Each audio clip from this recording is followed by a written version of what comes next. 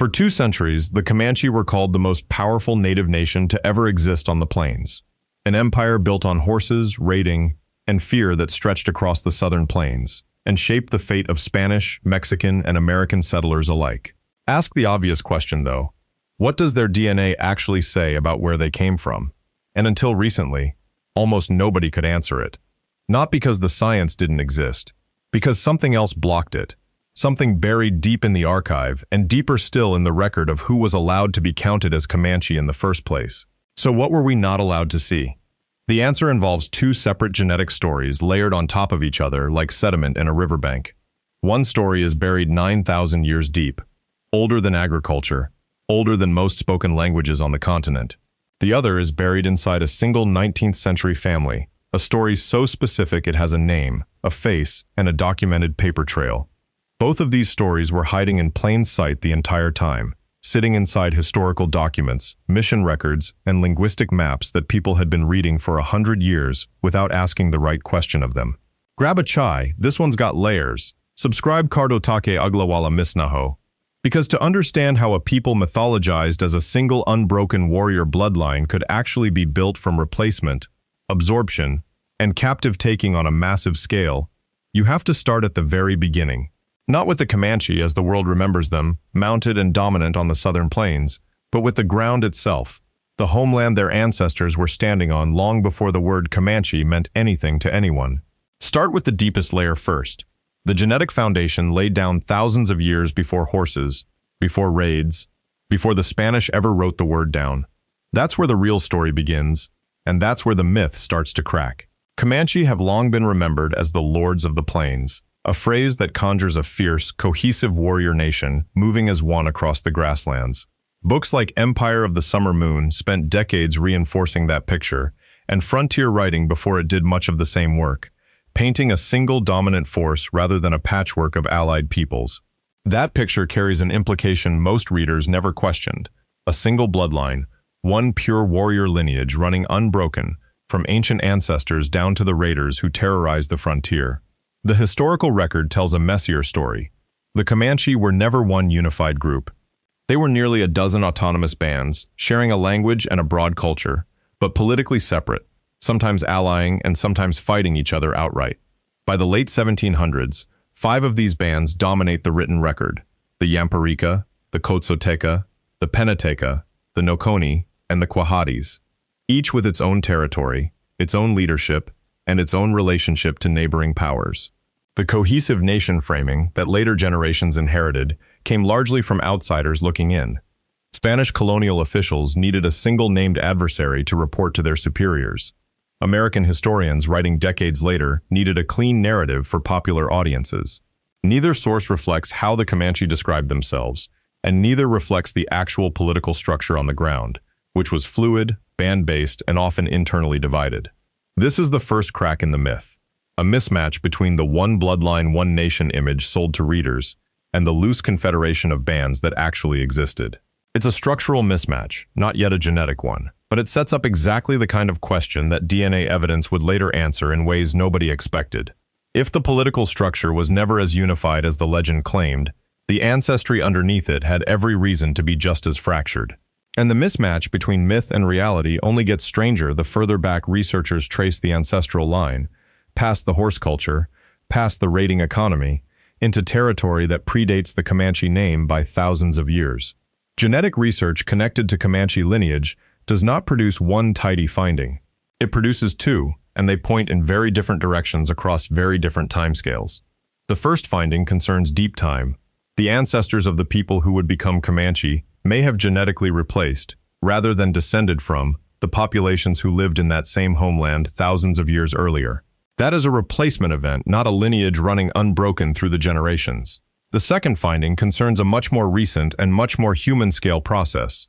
The Comanche identity that took shape on the southern plains absorbed enormous amounts of outside ancestry through captive taking, a practice documented in the historical record, down to specific, named individuals. Neither of these findings supports the popular image of a pure warrior bloodline stretching back untouched through the centuries. Both, however, are grounded in real work, named, peer-reviewed genetic research on one side, and primary historical sources, letters, mission records, and family histories on the other. These are not speculative claims stitched together for effect. They are two separate, well-documented processes that both happen to point away from the myth and towards something more complicated. The first finding reaches back almost 10,000 years, into a period long before horses arrived on the continent, long before the word Comanche existed in any language.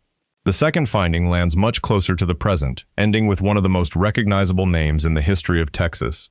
Between those two poles sits the entire arc of this story, an ancient replacement at the deepest layer, and a 19th century absorption at the most recent. To understand either finding on its own terms, the logical starting point isn't the DNA itself. It's the language, because the language is what first hints at where the deep ancestors actually came from, long before any genetic study ever tested a sample.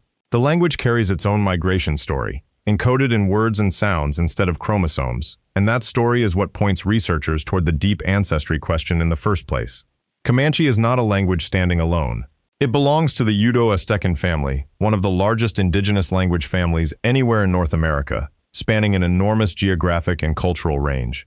In 2001, linguist Jane Hill, writing in American Anthropologist, argued that Proto-Uto-Aztecan speakers were not wandering hunters, but a community of cultivators, based in central Mexico rather than anywhere near the Great Plains. That argument matters because it places the deep origin of the entire language family thousands of miles south of the Southern Plains, the region where Comanche speakers would eventually become famous centuries later. The Uto-Aztecan family itself stretches across an enormous range, from the Great Basin in the north down through Mexico, all the way to the language spoken by the Aztec Empire, Nahuatl.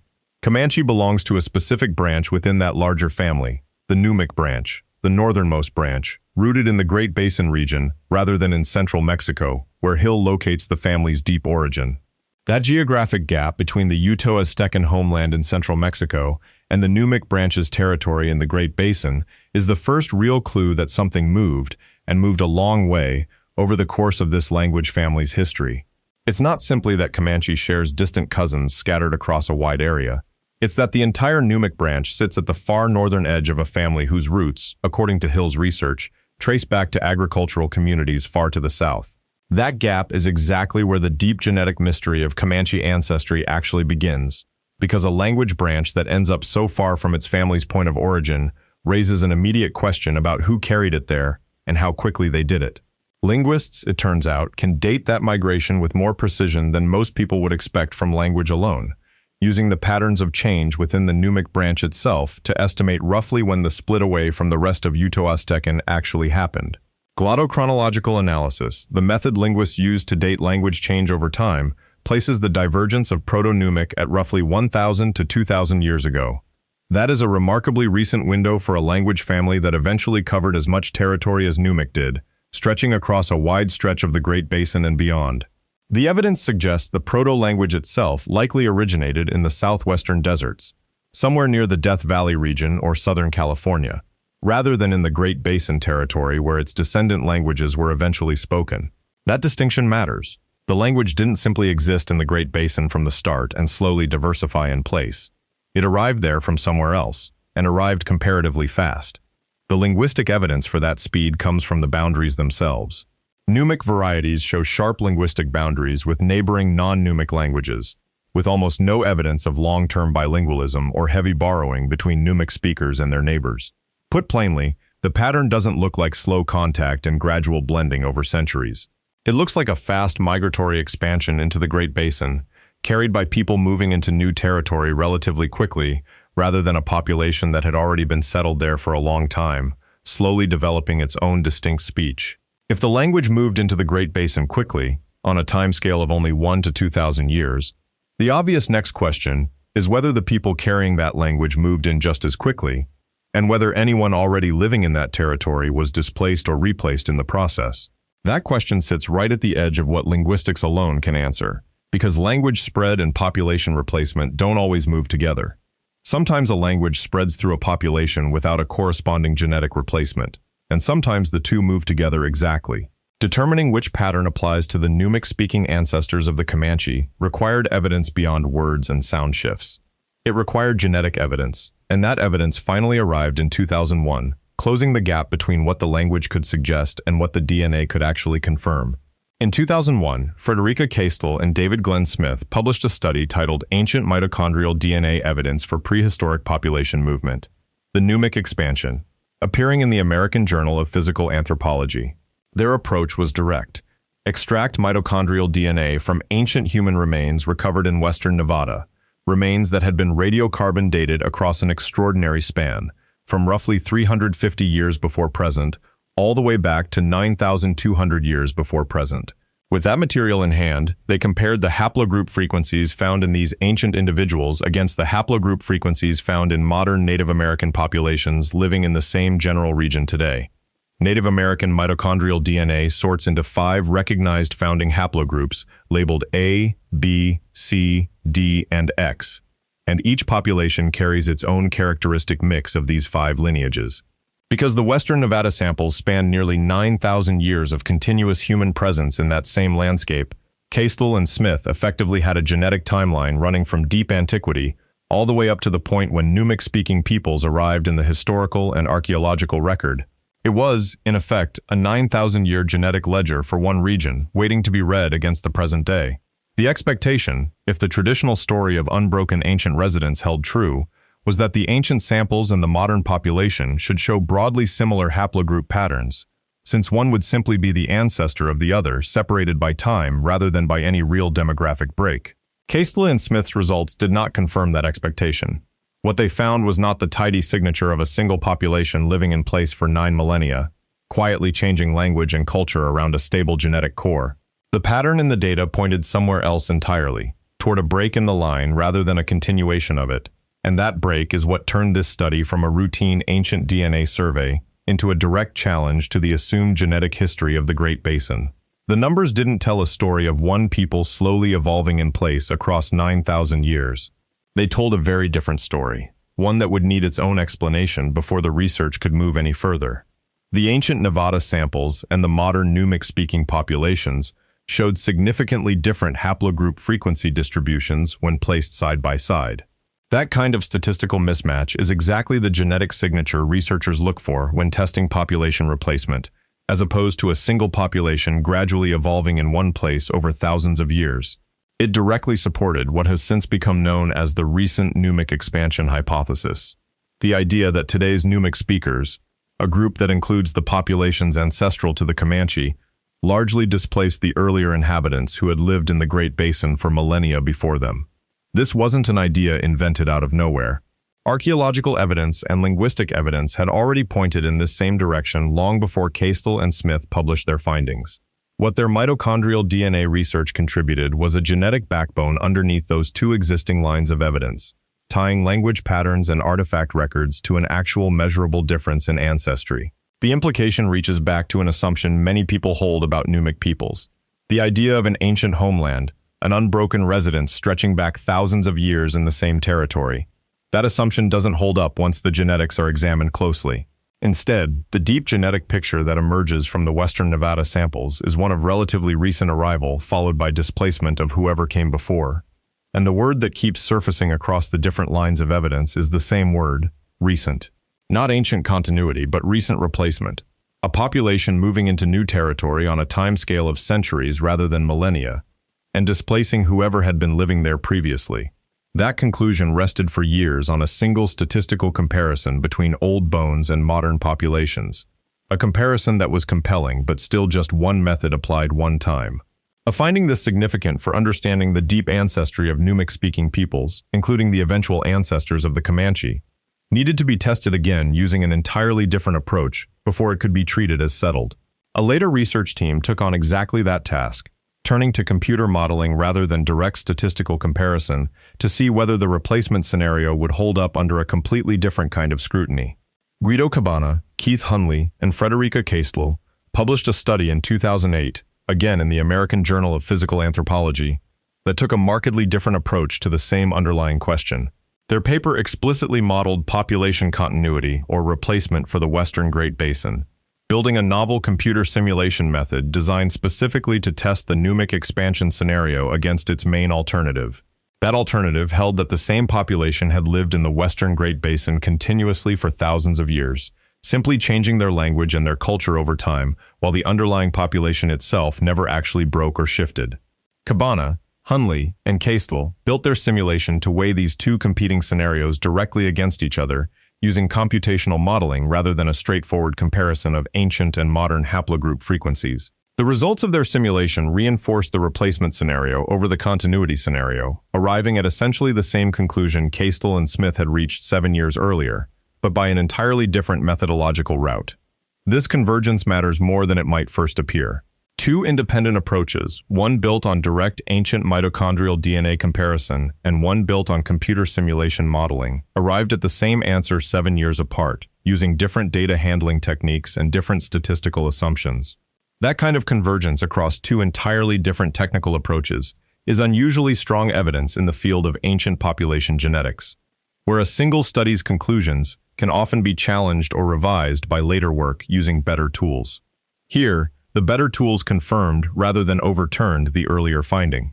The people who would eventually become the direct ancestors of the Comanche were, genetically speaking, newcomers to the Great Basin themselves, not descendants of the deep, ancient population that had occupied that same landscape for thousands of years before them. They arrived, and in arriving, they displaced whoever had been there previously. From that same newcomer population, spread now across the Great Basin as Numic speakers, one branch would eventually break away entirely, leaving the Great Basin behind and setting off toward a very different geography and a very different future. Moving north and east out of the Great Basin, the Numic-speaking descendants of that same expansion eventually reach Wyoming as the group historically known as the Eastern Shoshone. The connection between this group and the Comanche runs deep, extending well beyond simple geographic proximity into shared linguistic and cultural structure. Comanche is described as virtually identical in structure to Northern Shoshone, a similarity close enough that the two are often treated by linguists as branches of the same recent linguistic tree, rather than distantly related cousins. Historical and anthropological evidence identifies the Comanche as originally a mountain-dwelling branch of the Shoshone, occupying territory in the Great Basin and the Rocky Mountain foothills before their later transformation into the mounted plains society history remembers. Before that transformation took hold, this group lived a very different kind of life. They used dog-drawn travois rather than horses to move their belongings, and they hunted and gathered as pedestrian foragers, tied to the pace and limitations of foot travel across difficult mountain and basin terrain. The timing of the actual split between this group and the wider Shoshone population is not settled among historians. One synthesis of the historical record, compiled on Wikipedia, places the Comanche-Shoshone split as early as the 16th century, with the splitting group moving south into Colorado well before their equestrian transformation began. Other sources place that same split much later, in the late 17th century, and tie it specifically to the arrival of horses rather than treating the split as something that happened independently of equestrian adoption. That disagreement over timing is not a minor footnote. It matters directly, because horses are what actually triggered the transformation of this Shoshone-descended, foot-based foraging group into the mounted, mobile society that history would come to call Comanche. Whichever timeline is correct, the moment the horse enters this story is the same moment everything about this population's trajectory changes. And the horse is also where the second genetic story at the center of this whole investigation really begins. The story of captive taking that would come to define Comanche ancestry in an entirely different way than deep Great Basin genetics ever could. Sometime in the late 17th to early 18th century, this Shoshone-descended group acquired horses from Spanish sources operating in New Mexico, a moment that would reshape their entire way of life within a matter of decades. A synthesis of Comanche history compiled on Grokopedia places the intensification of this migration and the group's adoption of equestrian culture at roughly 1700 to 1720, a narrow window during which a foot-based foraging society began converting itself into something the Southern Plains had never seen before. According to a history of the Benjamin Lee Bison Ranch, the group that split away from the wider Shoshone population took roughly 10,000 people with them at the time of the break. That number stands in sharp contrast to the population's earlier scale. Before the acquisition of horses, this pre-expansion population is estimated at fewer than 5,000 individuals, a size limited by the practical constraints of foot travel and foraging capacity in mountain and basin terrain. Horses removed those constraints almost overnight, converting a foraging population once tied to the pace of dogs and human feet into the most mobile mounted society anywhere on the continent. One theory holds that it wasn't the pursuit of buffalo that pulled this population south first, toward the southern plains where they would eventually become known as Comanche. Instead, it was the search for more horses among Spanish settlements in New Mexico, a pursuit of the animal itself rather than the game it would later help them hunt so effectively. Whatever the exact motivation behind that southward pull, foraging opportunity, buffalo, or horses themselves, the population figures that follow this transformation are almost hard to reconcile with where this group started. A society of fewer than 5,000 footbound foragers, transformed by horses and swelled by a break that carried roughly 10,000 people south, was about to become something else entirely on the southern plains, a transformation that set the stage for the second genetic story this investigation is built around. By the early 1800s, Britannica estimates the Comanche population at somewhere between 7,000 and 30,000 individuals, a range wide enough to signal just how dramatically their numbers were shifting during this period.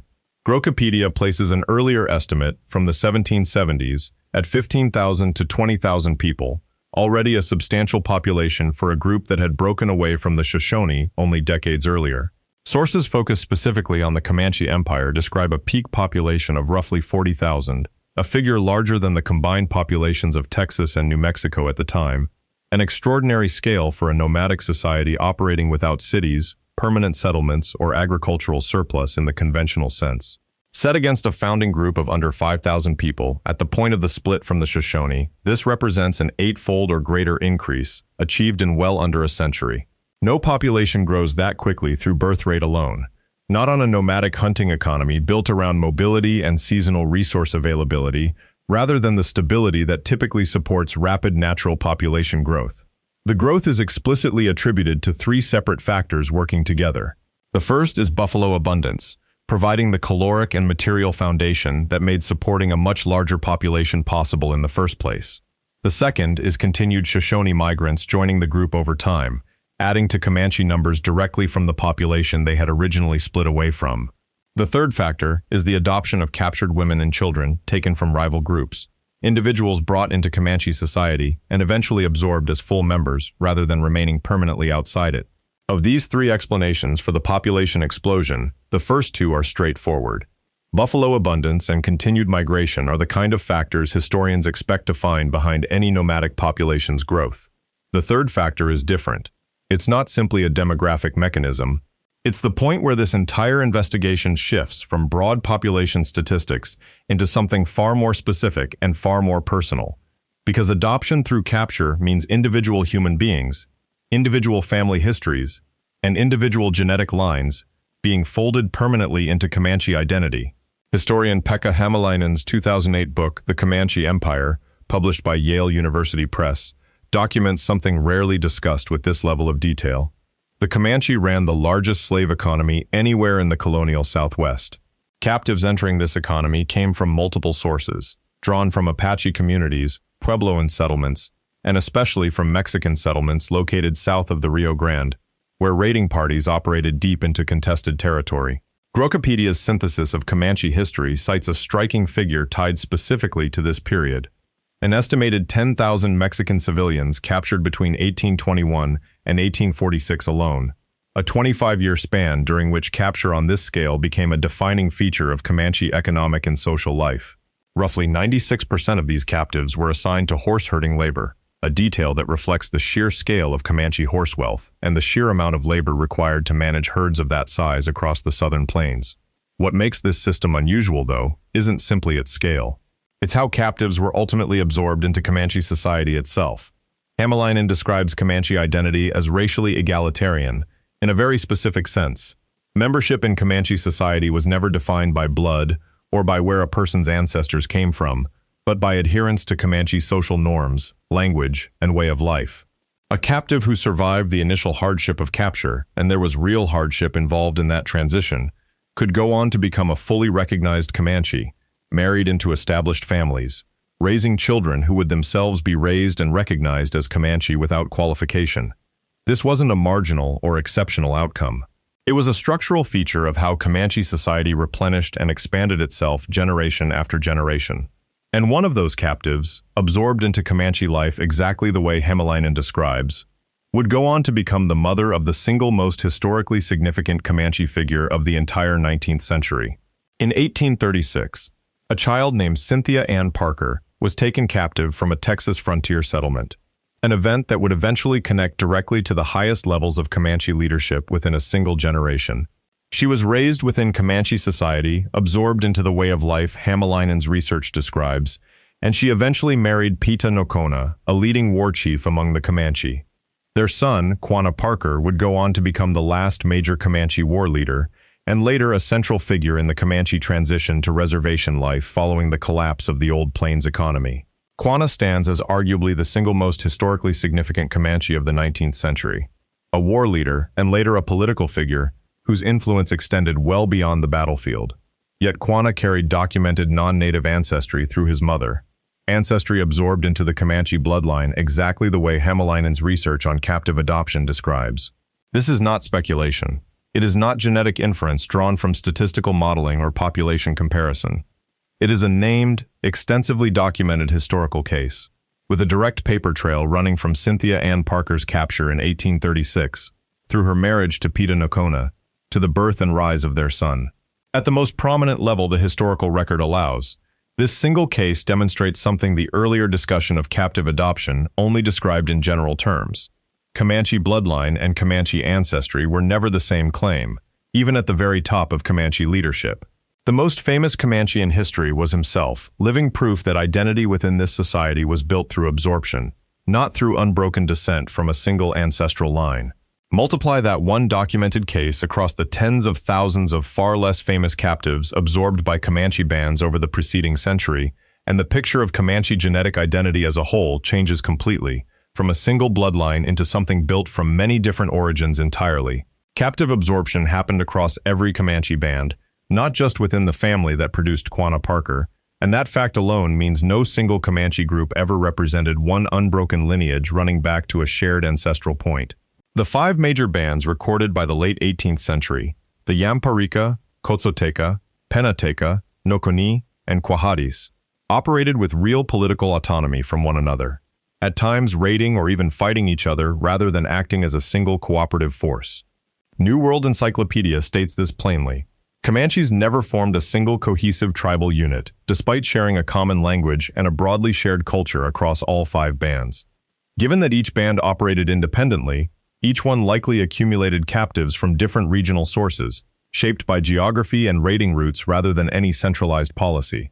Bands operating closer to Apache territory would have absorbed more Apache captives, while bands raiding along the southern routes into Mexican territory would have absorbed a heavier concentration of Mexican captives. The practical result is that the phrase Comanche DNA was never describing one single genetic signal at all. It was describing several overlapping regional signals, each shaped by a different band's captive-taking history, all sitting underneath one shared cultural and linguistic umbrella that made all five bands recognizably Comanche despite their genetic differences. This band-level fragmentation mirrors, almost eerily, the same replacement not continuity pattern documented far earlier in the ancient Great Basin data, where genetic discontinuity, rather than unbroken descent, turned out to be the defining feature of the population's deep history. The parallel runs from the deepest layer of Comanche ancestry all the way to its most recent chapter, replacement and absorption, not continuity, at every scale examined so far. Zoom out from the Comanche specifically, and this same underlying pattern turns out to extend across the entire continent, visible in genetic research covering Native American populations far beyond the southern plains. David Reich and a team of colleagues published a study titled Reconstructing Native American Population History in the journal Nature in 2012, a project with a scope far larger than any single tribe or region. The study genotyped 52 Native American populations alongside 17 Siberian populations, examining 364,470 single nucleotide polymorphisms across all of these samples. Their central finding reshaped how researchers understand the deep origins of Native American ancestry as a whole. Native Americans descend from at least 3 separate streams of Asian gene flow, not from one single founding migration event as earlier models had assumed. Despite this complexity at the deepest level, most populations sampled in the study trace almost entirely back to a single ancestral group the authors term First American, suggesting one dominant founding lineage even amid the 3 separate streams of gene flow identified. Layered on top of this ancient picture, the study also measured something much more recent, an average of 8.5% non-native admixture, meaning European and African ancestry, across the population sampled, a figure dated specifically to the period following 1492 and the onset of sustained contact with European and African populations. To ensure this recent admixture didn't distort their deeper ancestral findings, the researchers applied 3 separate controls. They restricted certain analyses to individuals with no detectable admixture at all. They used statistical methods to subtract the non-native contribution from mixed genomes. And they masked admixed genomic segments directly, isolating the underlying Native American ancestry from the more recent admixture layered on top of it. That 8.5% figure functions as a continental baseline, an average measured across dozens of populations with widely varying histories of contact, capture, and intermixture. Set against everything already established about Comanche history specifically, the documented scale of captive taking running into the tens of thousands, the absorption of individuals like Cynthia Ann Parker into the highest levels of Comanche leadership, and the band-by-band fragmentation of Comanche ancestry itself, the Comanche's own admixture number has every reason to run considerably higher than that continental average. The Comanche population that had grown to roughly 40,000 people at its peak did not stay that size. Famine struck during the 1850s, following the collapse of trade networks the Comanche had relied on for generations to sustain a population of that scale across the southern plains. By the time a major smallpox outbreak hit in 1862, the Comanche had already lost half their population, a devastating decline even before disease finished its work. By the 1870s, disease and famine combined had reduced the population to roughly 7,000 people, a decline of over 80% from its peak of roughly 40,000. Population crashes on this scale create what geneticists call bottlenecks, moments where surviving genetic diversity gets concentrated into a much smaller surviving group, carrying forward only a fraction of the genetic variation that existed before the crash. Every Comanche alive today descends specifically from whoever survived that late 19th century bottleneck, not from the full genetic diversity of the 40,000-strong empire at its historical peak. The population that exists now is, genetically speaking, a narrowed inheritance from a catastrophic collapse, not a direct continuation of the broader population that existed before famine and smallpox tore through it. With a story documented this thoroughly, across archaeological data, linguistic analysis, and colonial-era population records, the obvious question becomes why no laboratory has simply sequenced ancient Comanche, remains directly and settled every open question about ancestry once and for all. Given the mitochondrial DNA work already done in the Great Basin, given the continental scale genotyping done by researchers like Reich and his colleagues, the tools clearly exist to do the same kind of direct genetic study specifically on Comanche remains themselves. That study, despite everything else that has been documented, simply does not exist yet. And the reason it doesn't exist turns out to be just as important as anything the genetics themselves might reveal. Here's the part that actually explains the title of this whole investigation. There is no major published study that has sequenced ancient Comanche skeletal remains directly, despite the wealth of surrounding evidence already covered.